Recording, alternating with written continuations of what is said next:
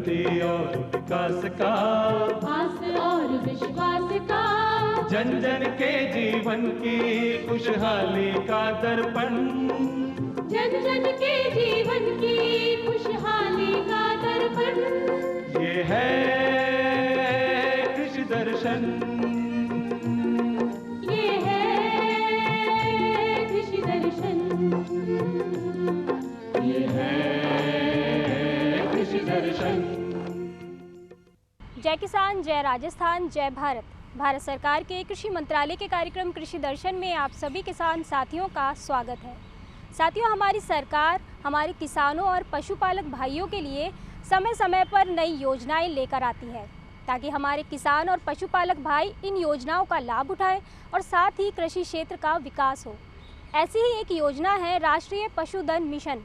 क्या है ये योजना, इस बारे में विस्तार से जानकारी लेंगे, लेकिन आइए सबसे पहले देखते हैं खबरें खेती की। किसान भाइयों नमस्कार, खबरें खेती की में आपका स्वागत है। आइए सबसे पहले नज़र डालते हैं खेती से जुड़ी आज की कुछ खास खबरों पर।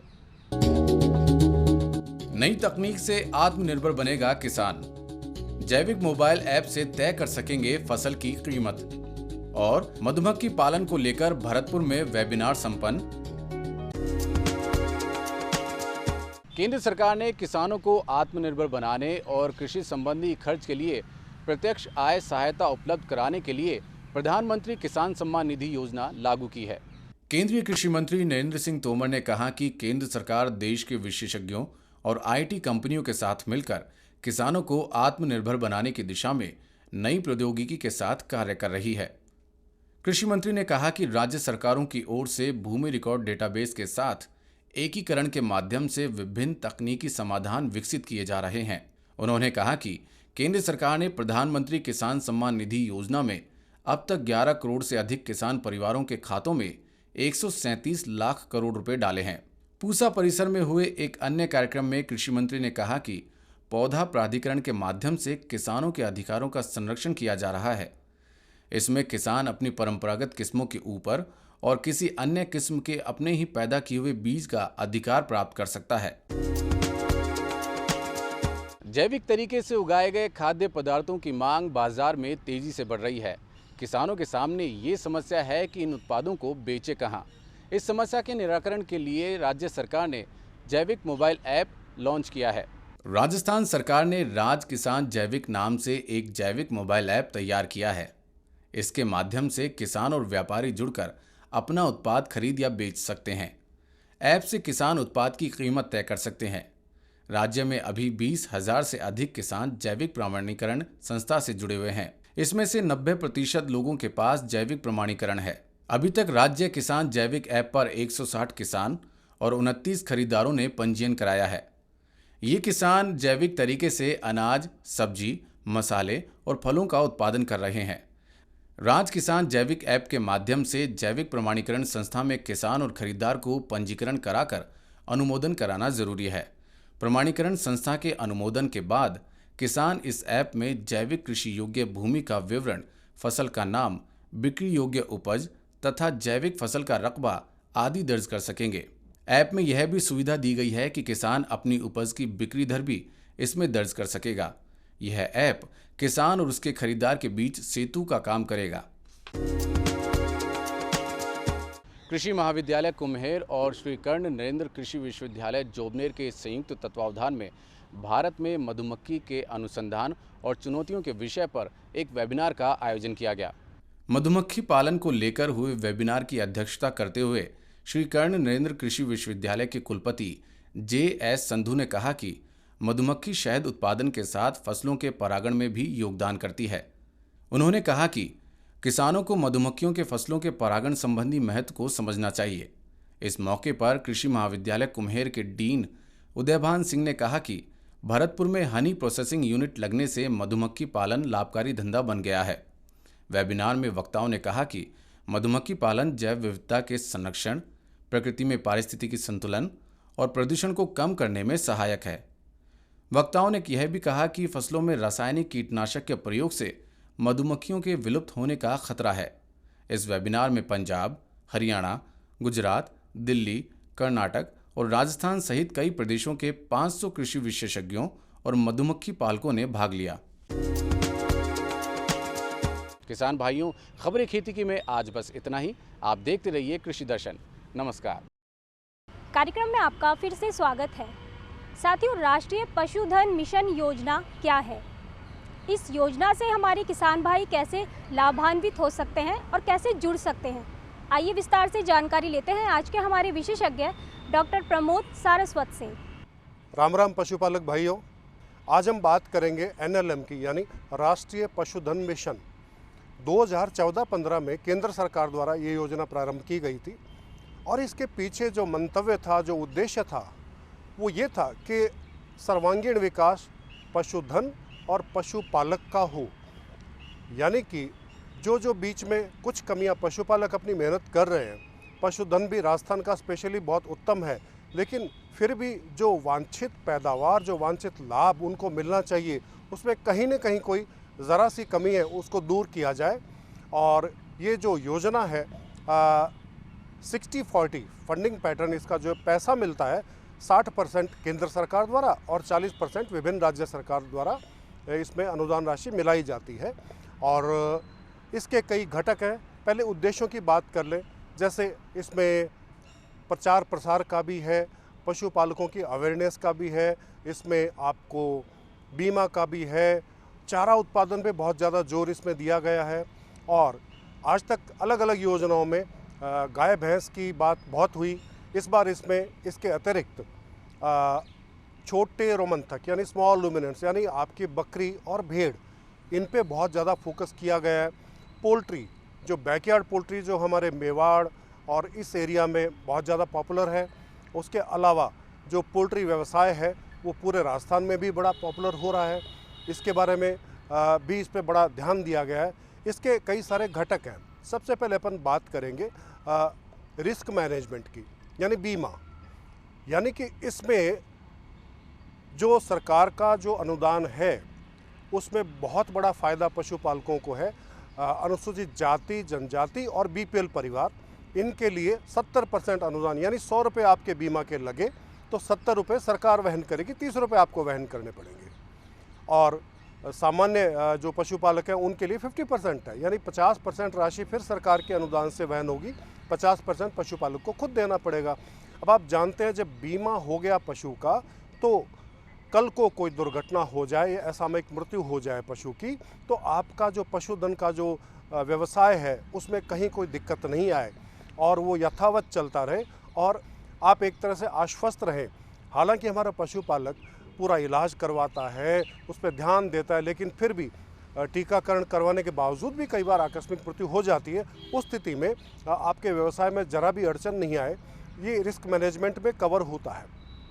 दूसरा है नॉन फॉरेस्ट लैंड, यानी गैर वानिकी क्षेत्र में ज़मीन पर चारा उत्पादन का कार्य ये है किया जा रहा है। सबसे पहले इसमें एक कंपोनेंट है जिसमें राजस्थान के 6-7 फार्म्स हैं, सरकारी फार्म, उनमें चारा उत्पादन किया गया और वहाँ के जानवरों को ही खिलाया गया, इतना ही चारा उसमें उत्पन्न हुआ।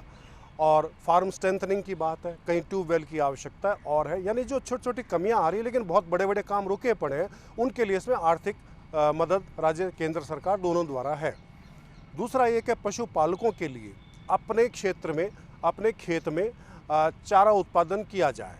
और तीसरा जो है फॉडर सीड प्रोडक्शन, यानी चारा बीज उत्पादन, इसमें हमें RCDF के माध्यम से ये योजना चालू है। और जो इनके मेंबरान है, इसके जो दुग्ध उत्पादक समिति के मेंबर हैं, उनके खेतों में उनको चारा बीज उत्तम नस्ल के दिए जाते हैं, वो उनको उगाएं, पालें और जब बीज हो जाएं क्वालिटी कंट्रोल के बाद उनका 100% बाई बैक यानी वापस खरीदना वो RCDF करेगी और उनके मिनी किट बना के अन्य पशुपालकों में बांटेंगी। अब यहाँ सवाल ये उठता है कि भी कुछ खेतों में चारा हुआ या कुछ फार्मों में चारा हुआ, उससे क्या फ़र्क पड़ा? फ़र्क नहीं पड़ता।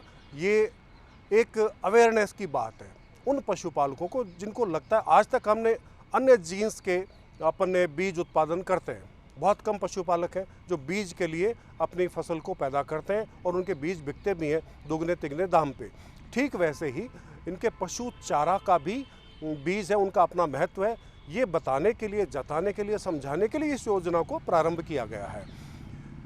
एक चीज़ और देखी गई कि हम ये कह देते हैं हमारी जोत बड़ी छोटी है, लैंड होल्डिंग बड़ी कम है साहब, 5 बीघा है, 10 बीघा है, उसमें कहाँ हम जानवरों का कोई कोटा ही नहीं होता। हम सारा जो या तो जो खाद्य है, मान लो गेहूं बाजरा, इनको बोते हैं, या फिर जो फसलें बिक जाती है, नरमा कपास सरसों वगैरह, उन पे ध्यान देते हैं।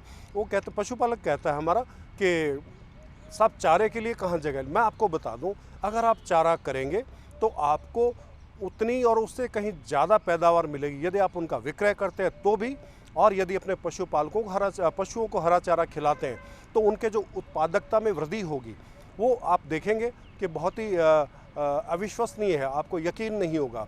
इसकी अवेयरनेस करने के लिए इस चारा कार्यक्रम को 3 एरिया में शुरू किया गया है। फंडिंग पैटर्न वही है 60-40, राज्य और केंद्र सरकार मिलकर इसको करते हैं। अब बात आते हैं ईडी यानी एम्प्लॉयमेंट जनरेशन। कहने का मतलब पशुपालकों में उद्यमिता का भाव विकसित करना और उनमें रोजगार सृजन का प्रयास करना। तो यहाँ एक्सटेंशन प्रोग्राम यानी बहुत सारी चीज़ें विज्ञान ने ईजाद कर ली, डिपार्टमेंट ने अपने क्षेत्र में डाल दी, लेकिन पशुपालक इसका भरपूर फ़ायदा नहीं उठा रहे हैं अपने अज्ञानता की वजह से, या एक छोटी मोटी एरोगेंस, या चलो क्या है हमारा तो ऐसे ही चलता है की वजह से, कि भी हमारे बड़के भी ऐसे करते हैं पशु, हम आज से थोड़ी रखने लगे हैं। लेकिन कहीं कहीं हमें विज्ञान को बीच में लाना पड़ेगा, जो नई तकनीक विकसित हुई है। जैसे हमारे बड़के अजोला नहीं करते थे, हमारे बड़के ये जो घास है, मोरिंगा वगैरह, ये नहीं करते थे, लेकिन ये चीज़ें नहीं आई हैं। इस तरह की चीज़ें आपके अंदर पैदा हो, जो नई विज्ञान की तकनीक आई उसको आप सहर्ष स्वीकार करें। और हमारे जो डॉक्टर साहिबान हैं, हॉस्पिटल इंचार्ज हैं, सब सेंटर वाले हैं, ये आपके बीच में आते हैं इस कार्यक्रम के तहत और आपको ये नवीनतम तकनीक जो आपके लिए अत्यंत ही फ़ायदेमंद है उसकी जानकारी देते हैं। उसके अलावा इसमें आपको एक्सपोजर विजिट पे भी लेके जाते हैं। यानी वो कहते हैं ना, कागजी बातें बहुत हो गई लेकिन हमने तो कहीं देखा नहीं। यहाँ आपको दिखाया जाए, आपके नज़दीक कोई अगर उन्नत सफल पशुपालक है या कोई सफल डेयरी फार्म है, सफल गोट फार्म है, तो आपको वहाँ का भ्रमण कराया जाएगा, आप अपनी आँखों से देखेंगे और अंत में एक भाव जो सफलता का सूत्र है वो आपके अंदर पैदा होगा कि जब ये कर सकते हैं तो हम क्यों नहीं कर सकते। इसी उद्देश्य के साथ आपको वहाँ भ्रमण कराया जाता है और आप पशुपालक से स्वयं सीधे सीधे संवाद करके जो आपको संभावित दिक्कतें, वहम लगता है, आप वहीं जानकारी कर लें, जो आपके सवाल है वो पूछ लें, और उसके बाद हमारे पशुपालन विभाग की टीम तो सदैव आपकी मदद करने को है ही है। एक और योजना मैं बता रहा था, स्मॉल लुमिनेंट्स यानी स्मॉल छोटे रोमंथक जिनको कहते हैं, बकरी भेड़। आपने पिछले वर्षों में देखा होगा कि हमारे राजस्थान की सिरोही नस्ल की बकरी, जखराना तो पहले फेमस थी लेकिन जखराना का एरिया बड़ा कम था, सिरोही पूरे राजस्थान में, इसका नाम सिरोही है, लेकिन ये सिरोही के अलावा अजमेर, अपने खासतौर पर पीसांगन, जयपुर का दूदू का पाट, टोंक में, चित्तौड़ में, बड़ी लाडनू में बहुत इसका व्यापक प्रभाव देखा गया है। पशुपालकों ने इसको हाथों हाथ लिया है। इसके प्रचार प्रसार के लिए एक ब्रीड इम्प्रूवमेंट प्रोग्राम चला है। ब्रीड इम्प्रूवमेंट यानी क्या, वही बीज वाली बात आ गई। अगर अच्छी नस्ल नहीं होगी आपके पास तो जो आपकी संतति होगी वो भी कमज़ोर होगी, उनका जो वज़न लेने का वेट गेन है वो भी बड़ा देर से होगा, बहुत ज़्यादा राशन खाने पे यानी बहुत ज़्यादा खर्चा खाने के बाद होगा, तो आपके लिए व्यवसाय लाभकारी नहीं होगा, कम लाभकारी होगा। अगर अच्छी नस्ल का चयन किया जाए तो अब चयन करने को आपको कहें कि साहब 500 किलोमीटर दूर है, हालांकि लोग जाते हैं, लोग यहाँ से जयपुर से अच्छी नस्ल के बकरे लाने देवगढ़ भी जाते हैं, वहाँ बहुत अच्छा बेल्ट है ना, लेकिन अगर वो आसपास आपके मिल जाए तो सहज रूप से आप उसे स्वीकार करेंगे। और अच्छी नस्ल का बकरा आपको मिल गया तो समझ लीजिए आपका गोट फार्म बहुत बेहतर होगा, कम खर्चे में आपके जो पशु हैं वो स्वस्थ रहेंगे और वज़न उनका जल्दी बढ़ेगा। वज़न बढ़ेगा तो बिक्री में आपको लाभ ज़्यादा होगा। एक और अवेयरनेस इसी प्रोग्राम के तहत RACP का एक प्रोग्राम चला था, उसमें भी हमने फैलाने की कोशिश करी विभाग ने कि पहले पशुपालक हमारा बकरियां बेचता था, भाई 8,000 की एक बकरी तो 5 बकरी के 40,000, जैसे पहले नग के ऊपर बेचता था। लेकिन अब पशुपालक को ज्ञान हो गया है, आपको नहीं है तो आप भी कर लें कि देखिए जैसे आप बाज़ार में जाते हैं, आप कभी नहीं कहते मेरे को 25 आलू दे या मेरे को 20 आलू दे, आप बोलते हो 1 किलो आलू दे, 2 किलो आलू दे। आलू की रेट होती है वज़न के हिसाब से, तो बकरी के रेट भी बकरे बकरी की रेट भी वज़न के हिसाब से होती है। हर नग की आप तुलाई करें, तुलाई की छोटी सी मशीन होती है, तो उनको जो ट्रेडर हैं, बीच के बिचौलिए हैं, उनको पता लगेगा कि भाई अब पशुपालक हमारा सियाना समझदार हो गया, अब वो नग के हिसाब से नहीं बेचेगा और जब वज़न के हिसाब से चीज़ बिकेगी, आप चाहेंगे कि हमारे पशुओं का वज़न कम खुराक में ज़्यादा जल्दी वज़न कैसे बढ़े, वही सौदा आपके लिए फ़ायदा का होगा। इसमें एक प्रोग्राम और है गाँवों में भी, हालांकि अभी वो पाइपलाइन में है। गांव में भी हम अगर पशुवध, वैज्ञानिक तरीके के पशुवधशाला अपन स्थापित कर दें, तो जो आपका माल है, आपकी बकरियां हैं, बकरे हैं, भेड़ें हैं, वहीं पे प्रोसेस होके, पैक होके कहीं बाहर चले जाएं, तो यहाँ गांव में बैठे, ढाणी में बैठे पशुपालक को ज़्यादा फ़ायदा होगा। बजाय इसके हमारा ही पशुधन, आप यकीन नहीं करेंगे, 30 से 40 हज़ार की संख्या में प्रतिदिन हमारा भेड़ और बकरी बाहर दिल्ली, यूपी इस एरिया में जाता है। वहाँ के पशुवधशाला जो वैज्ञानिक तरीके से हैं, उनमें स्लॉटर होके फिर पैक होके बाहर एक्सपोर्ट होता है। यानी हमारे धन से कमा कोई और रहा है, हमारा पशुपालक उतना नहीं कमा रहा। यहाँ आवश्यकता रहेगी, ये सारे जो प्रोग्राम है आपने देखा होगा, ये तो किसी बड़ी ऑर्गेनाइजेशन के लिए है, बिल्कुल ठीक बात है। ये जो NLM के ज़्यादातर प्रोग्राम है, राजकीय फार्म है, यूनिवर्सिटी है, हमारी राजूवास है, हमारे कॉलेज हैं, और कोई NGO है या कोई फार्मर प्रोड्यूसर ऑर्गेनाइजेशन है, वो अपना प्रपोज़ल प्रस्तुत कर सकती है। यहाँ आवश्यकता होगी, अगर हम फार्मर प्रोड्यूसर ऑर्गेनाइजेशन बनाएं, टोंक में बनी है बकरियों के लिए, जो साबुन भी बनाती है, अपना माल अपनी शर्तों पे बेचती है। देखिए, एक ही बात मेरी इच्छा है जो आप तक पहुंचाना चाहता हूं। अगर कोई एक्स कंपनी का मोबाइल बाज़ार में आता है, वो कहता है इसकी कीमत 40,000 रुपये है, तो कोई माइकालाल उसको 39,900 में नहीं खरीद सकता। वो प्रोड्यूसर तय करता है। मेरा सपना है, मेरी इच्छा है, आप सबका सहयोग इसमें रहेगा कि वो दिन आए जब हमारा पशुपालक अपने माल की कीमत खुद तय करे कि हमारी बकरी 11,000 की है, अब इससे कम हम नहीं बेचेंगे। और ये संभव है फार्मर प्रोड्यूसर ऑर्गेनाइजेशन, इसे बिना राजनीति के कोऑपरेटिव मूवमेंट, जो प्योर कोऑपरेटिव मूवमेंट है, उसके आधार पर यदि हम बात करके आसपास के समान व्यवसाय वाले पशुपालकों से बात करें, तो फार्मर प्रोड्यूसर ऑर्गेनाइजेशन के बलबूते पे हम अपने माल का उचित और वाजिब पैसा ले सकते हैं और हमारा लाभ जो है वो कहीं बढ़ सकता है। हमें जो सब्सिडी गवर्नमेंट से मिलती है, उसमें हम ज़्यादा अच्छे तरीक़ों से लाभ प्राप्त कर पाएंगे।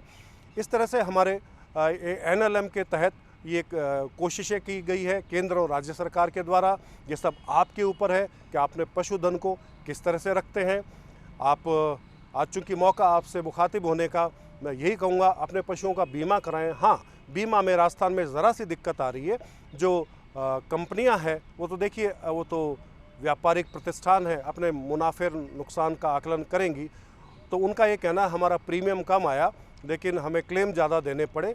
अब हमने राज्य सरकार ने प्रस्ताव भेजे हैं केंद्र सरकार को कि जो इसकी जो प्रीमियम राशि है उसमें बढ़ोतरी करें ताकि बीमा कंपनियां इसमें आए। मैं आशा करता हूं शीघ्र ही आपको इसका लाभ मिलेगा। पशुधन को बीमा करवाएं, टीका लगवाएं, कीड़े मारने की दवाई दें और ज़रा सी दिक्कत होने पर अपने नज़दीक के पशु चिकित्सा संस्थान में लेके जाएं। आप उन्नति करें। मानसून भी अब मेहरबान हो गया है। ईश्वर की मर्जी है कि आप सब खूब फलें फूलें। पशुपालन विभाग आपके साथ है, केंद्र सरकार, राज्य सरकार NLM के माध्यम से, विभिन्न माध्यमों से आपके साथ है। एक अच्छी बात यह है कि केंद्र सरकार ने अलग से इसके महत्व को समझते हुए, पशुधन के महत्व को समझते हुए अलग से पशुपालन विभाग, अलग उनके कैबिनेट स्तर के मंत्री तय किए हैं। राजस्थान में भी आशा करते हैं शीघ्र होगा और आप सबकी मेहनत रंग लाएगी, आपका पशुधन सुरक्षित रहेगा। राम राम, नमस्कार। अभी आप देख रहे थे राष्ट्रीय पशुधन मिशन योजना से जुड़ी आज की हमारी ये जानकारी। आपको आज का हमारा ये कार्यक्रम कैसा लगा, आप हमें पत्रों के माध्यम से ज़रूर बताएं। पत्र लिखने के लिए हमारा पता है कार्यक्रम कृषि दर्शन, DD राजस्थान, दूरदर्शन केंद्र जयपुर। आप हमें मेल भी कर सकते हैं। हमारा ईमेल ID है krishidarshanjaipur@gmail.com। आज के लिए बस इतना ही। फिर से होगी मुलाकात कुछ नए विषय, कुछ नई जानकारी के साथ। अब हमें आज्ञा दीजिए। नमस्कार।